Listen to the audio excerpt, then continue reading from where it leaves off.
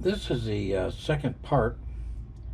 The first part of this video was the repair of the muzzle end of the gun, the pump rod piston, a replacement, and function of the gun, and the gun worked. This is the second part of it.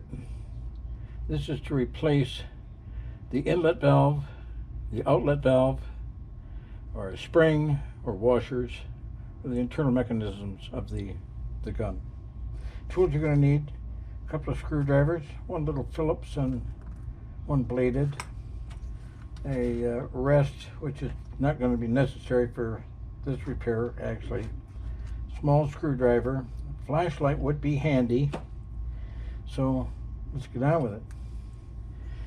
First, I would suggest, and as well as, you need a little bowl for parts and a can with a rag in it to fire the gun if you need to. I'm going to remove the bolt button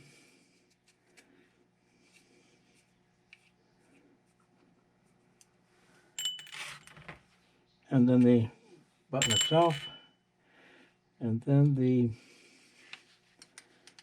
handle, rear screw,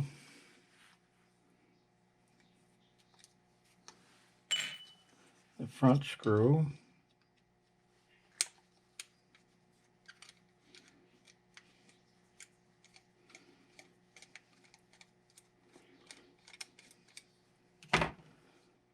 real careful when you take this handle off. Underneath this handle there is a spring. That spring is right here. Underneath this spring is a very small ball bearing. That ball bearing, this spring presses against the ball bearing, which can set the safety. You lose that spring and that ball bearing, it's quite expensive to replace, if you can find one to replace. Next, we can remove the two screws in the back. Once again, these screws are about $5 a piece plus shipping. And the place I send them to, it's a flat rate shipping of $10 usually. Not always, but usually. Which means for these two little screws, it's $10 plus about another $5 or $6 shipping. I didn't think they weighed that much, but I might be wrong. I put my finger over here because it's spring-loaded. It's not a powerful spring. Two screws in the bowl, out it comes. This is a model 130, which I had mentioned before, same one. That's the breech plug. This is a hammer spring. There's the hammer. This hammer has to go in with this lug facing up. So when you put it back in, it's got to go in like this so the bolt can pull this back. Okay. Now, you have to have a tool. This particular tool is this one right here. This tool sells for about $30 or $50. I don't know what the measurements are these, but maybe one of these days I'll measure it so you can make one. This is two tools in one. This one is the tool to take out the valve ring, and this is to pull the valve. So what they want you to do is put this down in here, which I don't know. They want you to take this square in, put it down in. Then they want you to take a screwdriver. Boy, I've never been fond of doing it like this, but that's what they want you to do. And I'm going to have to put it in a holder here. Once it's loose, you unscrew it, and out comes that ring, that nut. The beveled side has to go in, so you're looking at the flat side.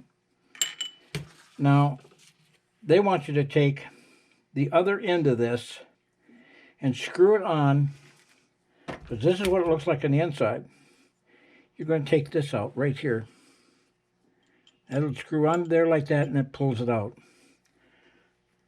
This, when I got it, I should have sent it back. The threads aren't very good. I don't trust it. I sent away because I'm fixing a lot of these guns. I've fixed, maybe 80 of them. This is a tool that's to pull that valve out. And this I trust a whole lot better. Put it in carefully, line it up, either one, that one or this one, until it wants to screw on. Once it screws on, take the wing nut,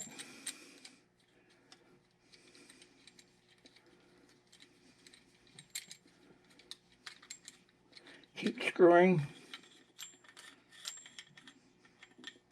until it unscrews.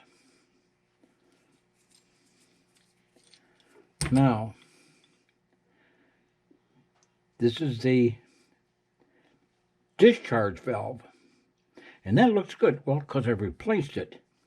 But this is what it looks like bad. Let me put a little light on that. It might help.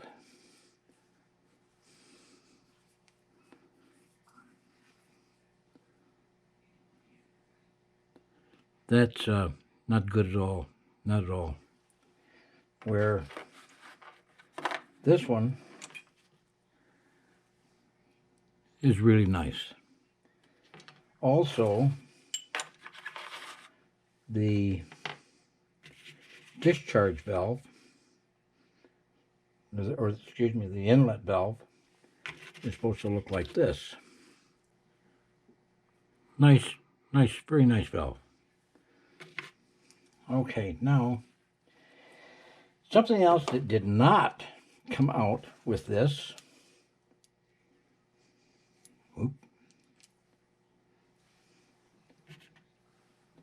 is a lead washer. That lead washer doesn't always want to come out. Very seldom have I ever seen it go bad.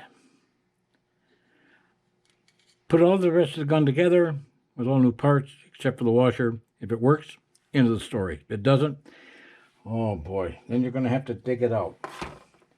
And I use just a little steel rod, and I ground a real sharp tip on it, where I have to get in here and keep pulling it and pull it, because it's lead. It'll start coming apart until I can get it out. That's if you have to. What we're simulating replacing is this valve. I can't emphasize enough. If you're using the old valve, which they very seldom go bad, this is a replacement valve. It has 4 holes in it. 3 holes. Yeah, 3 holes. The original has 1 exhaust port. That's it. There's a notch on this side right there. That notch has to go in the groove that's inside here. That groove and that notch are 90 degrees. This is the top. That notch is right over here on this side. So this has to go in with this notch facing like this. Has to go in there. But we still have a part to come out. This has to come out. The inlet valve. It's been in there for a long time. It's not going to dump out. How are you supposed to get it out? If you've repaired this and it pumps, you just pump it a few times, and there it comes. And it'll come out, sometimes a little force. That's why it's not going to hurt your hand. You can do it like that. Okay, now to put it together. The easiest way I've found is just to drop this in. But boy, if you can just take a few minutes, make a little dowel like this. And I touched it with a larger drill just on the end, so it's hollowed out. I put a screw in here, and then I put a piece of sandpaper about that big around, and then cut all the way around it. For this reason, I'm going to slide this in here to where it just fits in nice and snug, and turn it just a few times. Take it out. Oh boy, look at that. Yeah, that's already got stuff on it. That's just oil. What that does is it refinishes the face of this. And again, I don't know if you're going to be able to see in here,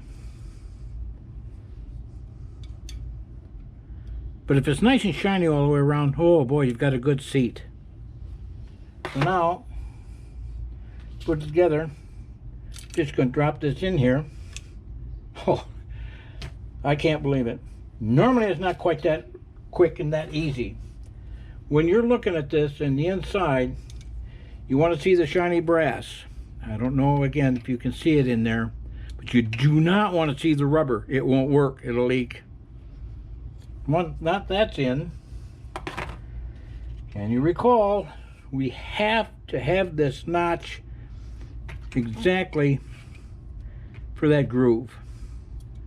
I'm going to drop that in. Then I'm going to take the screwdriver and line it up in here. And I can see in here, because I can move that with this screwdriver in here. Now that that's in, the next thing you want to put in is the valve nut.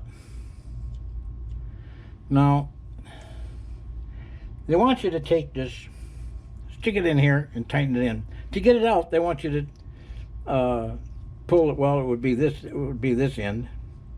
Screw it on, and then put this in here and tap it and knock it out. If you're only doing one gun, yes, go ahead. But that bothers me because I'm concerned that it's not going to want to line up well and tighten up well. So I just made a handle. You don't have to make a handle unless you're going to fix a lot of guns. Okay, then this goes in until you wiggle it around a little. Okay, that's tight now. Now what you need to do is put in the hammer.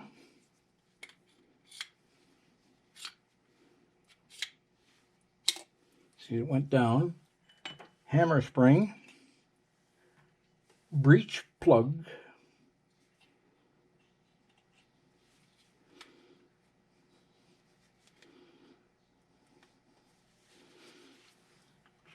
Small screw that you really don't want to lose.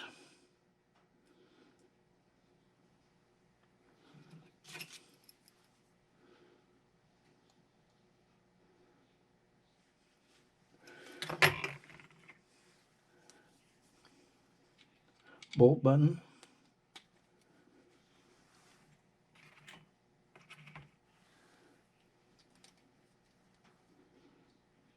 Screw.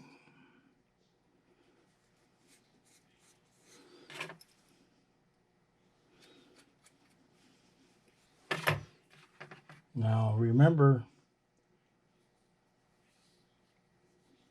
the screw, the spring, and that ball bearing, the screw is already in the front. This pin has to go into that hole. It's the second hole. Now you've got that, you can put in the rear pistol, rear handle screw.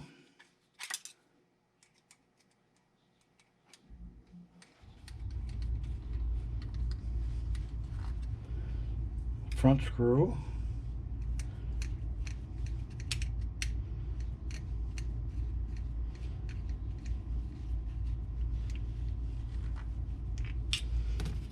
Done. Well, there's only one thing left to do, and that is to make sure it works. And it does. Don't hurry. Take your time. And At the end of the video, I'll give you some places that you can get some of these supplies. I didn't have it on. This is neat's foot oil. It's wonderful for leather. Nothing else that I'm aware of. There could be, but this is, you can get it at Amazon. I think it's about $8 for this bottle.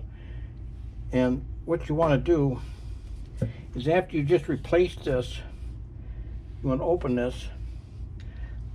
You may not have a syringe. You don't have to use a syringe, or use something so you can just make sure that you can get, if you can't get this in this hole, and this is all the way back, you got to take it apart and tighten this up.